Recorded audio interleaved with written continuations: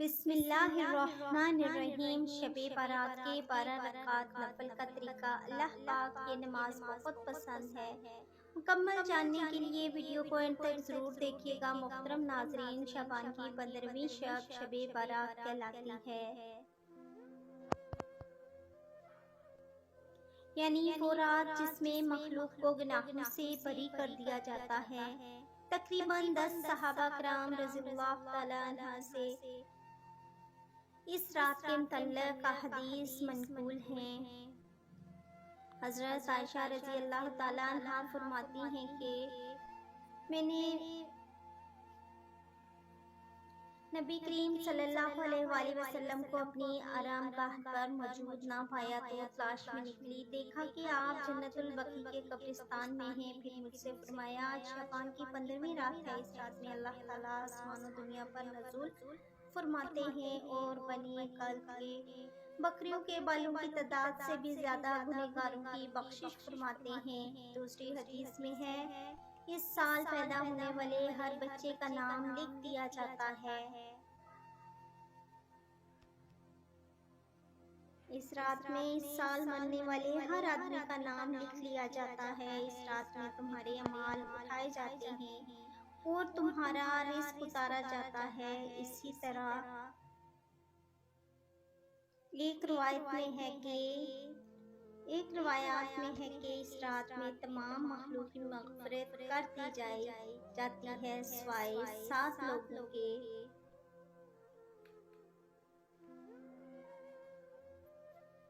مشرک، والدین کا نافرمان، کینہ رکھنے والا، شرابی، قاتل، شلوار کو ٹخنوں سے نیچے لٹکانے والا اور چغل خور۔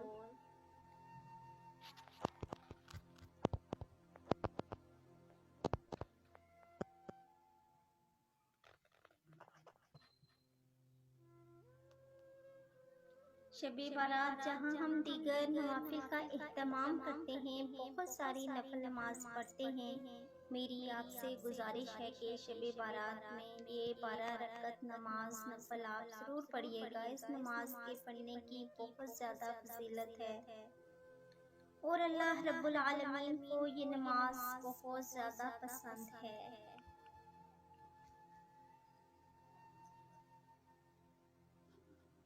اس رات میں عبادت کیا کرو، دن میں روزہ رکھا کرو۔ اس رات سورج غروب ہوتے ہی اللہ تعالیٰ اپنے بندوں کی طرف متوجہ ہوتے ہیں اور اعلان ہوتا ہے، کون ہے جو گناہوں کی بخشش کروائے، کون ہے جو رزق میں وسعت طلب کرے، کوئی مصیبت زدہ ہے جو مصیبت سے چھٹکارا حاصل کرنا چاہتا ہے۔ احادیث کریمہ اور صحابہ کرام رضی اللہ تعالی عنہ اور بزرگان دین کے عمل سے ثابت ہوتا ہے کہ اس رات میں 3 کام کرنے کے ہیں۔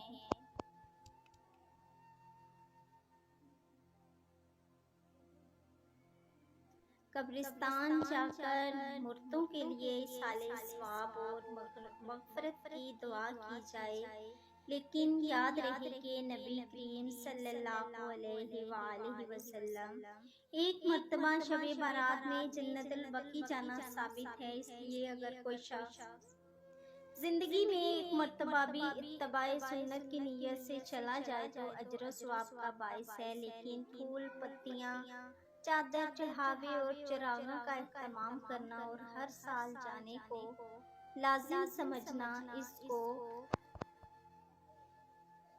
شب سے ثابت ہے، اس کو اسی درجہ میں رکھنا چاہیے۔ اس رات میں نوافل، تلاوت، ذکر و اذکار کا اہتمام کرنا۔ اس بارے میں یہ واضح رہے کہ نفل ایک ایسی عبادت ہے جس میں تنہائی مطلوب ہے، یہ خلوت کی عبادت ہے، اس کے ذریعے انسان اللہ کا قرب حاصل کرتا ہے اور لہٰذا نوافل وغیرہ تنہائی میں اپنے گھر میں ادا کر کے اس موقع کو غنیمت جانیں۔ نوافل کی جماعت اور مخصوص طریقہ اپنانا درست نہیں ہے، یہ فضیلت والی راتیں شور و شغب اور میلے اجتماع منعقد کرنے کی راتیں نہیں ہیں، بلکہ گوشۂ تنہائی میں بیٹھ کر اللہ سے تعلقات استوار کر کے قیمتی لمحات ہیں ان کو ضائع ہونے سے بچائیں۔ دن میں روزہ رکھنا بھی مستحب ہے۔ ایک تو اس بارے میں حضرت علی رضی اللہ عنہ کی روایت ہے، اور دوسرا یہ کہ نبی کریم صلی اللہ علیہ وآلہ وسلم ہر ماہ ایام بیض کے روزوں کا اہتمام فرماتے تھے، لہٰذا اس نیت سے روزہ رکھا جائے تو اجر و ثواب ہوگا۔ باقی اس رات میں پٹاخے بجانا، آتش بازی کرنا، حلوے کی رسم کا اہتمام کرنا، یہ سب خرافات اور اسراف میں شامل ہیں۔ شیطان ان فضولیات میں انسان کو مشغول کر کے اللہ کی مغفرت اور عبادت سے محروم کر دینا چاہتا ہے، اور یہی شیطان کا اصل ہے۔ محترم ناظرین، شب بارات جہاں ہم دیگر نوافل کا اہتمام کرتے ہیں، بہت ساری نفل نماز پڑھتے ہیں، میری آپ سے گزارش ہے کہ شب بارات میں یہ 12 رکعت نماز نفل آپ ضرور پڑھیے گا۔ اس نماز کے پڑھنے کی بہت زیادہ فضیلت ہے، اور اللہ رب العالمین کو یہ نماز بہت زیادہ پسند ہے۔ کہ پڑھنے کا طریقہ کیا ہے، نیت کیسے کریں گے، اس نماز کا وقت کب شروع ہوتا ہے، کب ختم ہوتا ہے، مکمل طریقہ آپ لوگوں کے ساتھ شیئر کرنے جا رہی ہوں۔ اس نماز کا وقت کب شروع ہوتا ہے اور کب ختم ہوتا ہے، تو اس حوالے سے جان لیجیے کہ عشاء کے فرض ادا کرنے تک، یعنی سحری کا وقت ختم ہونے تک اس نماز کا وقت رہتا ہے۔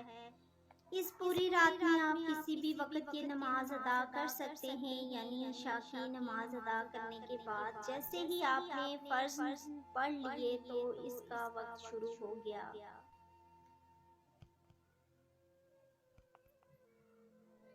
اب آپ کبھی بھی کسی بھی رات کے حصے میں اس نماز کو پڑھ سکتے ہیں۔ صبح سحری کا وقت ختم ہونے تک اس نماز کا وقت رہتا ہے، اور اس نماز کو ادا کرنے کا جو افضل وقت ہے وہ صبح سحری کا وقت ہے۔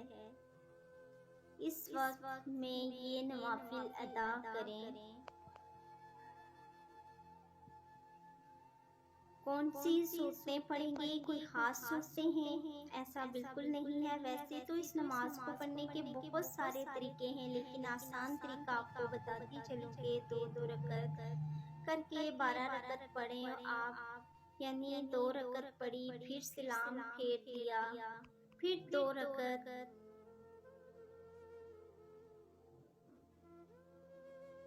کی نیت کریں گے، پھر سلام پھیریں گے 2 رکعتوں کے بعد۔ اسی طرح ہم نے 12 رکعتیں پڑھنی ہیں، اور یہ نفل نماز ہے، اس کے پڑھنے کا طریقہ کوئی خاص نہیں۔ آپ نماز شروع کریں گے تکبیر تحریمہ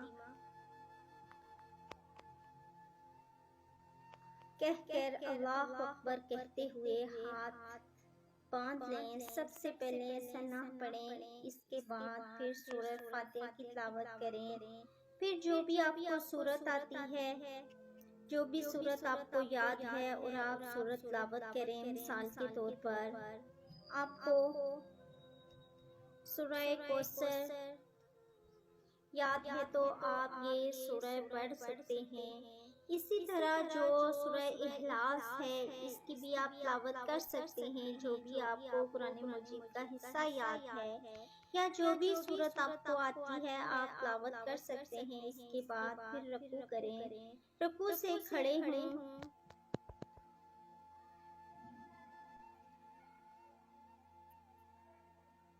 دوسری رکعت میں اسی طرح سورہ فاتحہ پڑھیں گے، کوئی سورت ملائیں گے، رکوع اور سجود قاعدہ، اس کے بعد تشہد اور درود اور دعا پڑھ کر دائیں بائیں سلام پھیر دیں گے۔ یعنی جس طرح باقی نوافل پڑھتے ہیں، اسی طرح 2 رکعت نماز نفل پڑھیں گے، اور 2 رکعت کر کے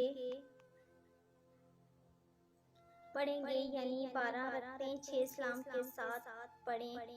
اور اس نماز کی نیت کیسے کریں گے؟ نیت دیکھیں، اصل دل کا ارادہ ہے۔ نیت اس طرح کریں کہ اس میں کہ میں نے نیت کی 2 رکعت نماز نفل تہجد، یعنی یہ تہجد کے نوافل ہیں تو تہجد کے نوافل کی نیت کریں گے۔ اگر دل میں ارادہ کر لیں تب بھی بہتر ہے، کوئی حرج نہیں، نیت ہو جائے گی، بالکل درست ہے۔ لیکن اگر زبان سے الفاظ ادا کرنا چاہیں تب بھی کوئی حرج نہیں، کر سکتے ہیں، مستحب ہے زبان سے نیت کے الفاظ ادا کرنا۔ تو اس طریقے سے یہ 12 رکعتیں آپ ادا کریں۔ اس نماز کی پڑھنے کی بہت زیادہ فضیلت ہے۔ رسول اللہ صلی اللہ علیہ وآلہ وسلم نے ارشاد فرمایا، فرض نمازوں کے بعد نوافل میں سب سے افضل نماز تہجد کے نوافل ہیں، تو اس لیے اس رات کا ان نوافل کا